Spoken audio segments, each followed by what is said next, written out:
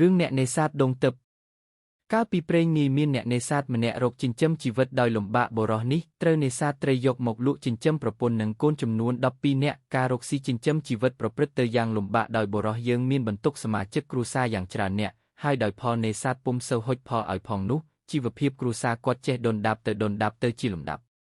ថ្ងៃនេះបុរសកំសត់រកចាប់ត្រីពុំបានសោះពេញមួយថ្ងៃតាំងពីព្រលឹមគាត់ខំស្វែងរកចាប់ត្រីតែសូម្បីតែកូនត្រីមួយគាត់ក៏រកមិនបានផងគាត់មានការភ័យព្រួយជាខ្លាំងព្រោះគាត់មិនអាចត្រឡប់ទៅផ្ទះដោយដៃទេនោះបានទេប្រពន្ធកំណាចរបស់គាត់មុខជាស្ដីបន្ទោសគាត់ហើយកូនទាំង12អ្នកច្បាស់ជាយំទារកអាហារដោយស្រេកឃ្លានគាត់ពិបាកចិត្តជាខ្លាំងដកដង្ហើមវែងដោយអស់សង្ឃឹមនៅឯនីសមុទ្រព្រះអាទិត្យបញ្ចេញរស្មីក្រហមព្រឿងហៀបអស្តង្គតទៅហើយគាត់ពុំហ៊ានដើរចូលទៅលំនៅស្ថានឡើយគាត់អង្គុយនៅគល់ដងមួយនាមាត់សមុទ្រដោយទឹកមុខក្រៀមក្រោះគាត់ខំរិះរកអបាយដាំ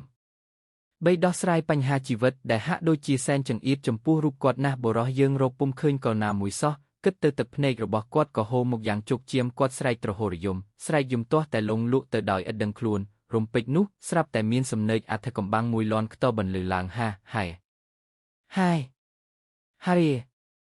ណែអ្នកឯងក្រណាស់ចូលប្រញាប់ក្រោកឡើងហើយត្រឡប់ទៅផ្ទះទៅបុរសភ្ញាក់ឡើងឃើញតាចាស់ម្នាក់សក់ស្កើប្រងរយាយប្រកបដោយទឹកមុខម៉ាងម៉ាត់បុរសកំសត់យើងភ្លាត់មាត់ដោយអំណរពោទៅកាន់តាចាស់ថាសូមលោកម្ចាស់ជួយខ្ញុំផង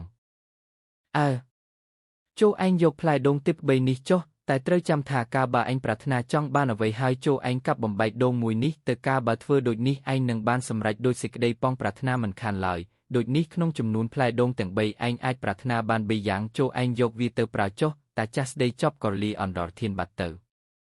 អ្នកនេសាទត្រេកអរណាស់គាត់ក្រោកយួរផ្លែដូងទាំង3ធ្វើដំណើរទៅកាន់លំនៅនៃអាត្មាដោយទឹកមុខរីករាយជាពន់ពេកទៅដល់ទីលំនៅប្រពន្ធកូនប្រុសស្រីរបស់គាត់បានឃើញផ្លែដូចទិព្វទាំង3នោះពុំមាននរណាពេញចិត្តឡើយប្រពន្ធក៏ផ្ដាំស្រដីថាតាប៉េ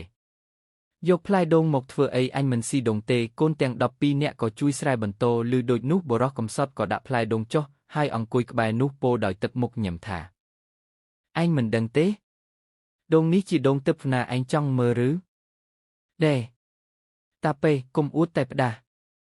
មើលលបងទៅហរកប្រាថ្នាសុំកូនបាន4-10នាក់ទៀតមើលបុរសជាប្តីក៏ចង់លបងប្រសិទ្ធភាពដូងទិព្វគាត់ដែរសឹងតែភរិយាស្ដីចប់ពុំទាន់គាត់ក៏កាប់បំបែកដូងទី1ភ្លាមកូនក្មេង10នាក់ទៀតក៏ប្រកាសឡើងភ្លាមចំពោះគាត់ញីភ្នែកសម្លឹងមើលទៅហ្វូងក្មេងដោយឆ្ងល់ផងភ័យផងគាត់ភ័យព្រោះបើថែមកូន10នាក់ទៀតគាត់នឹងមានវីចិញ្ចឹមវា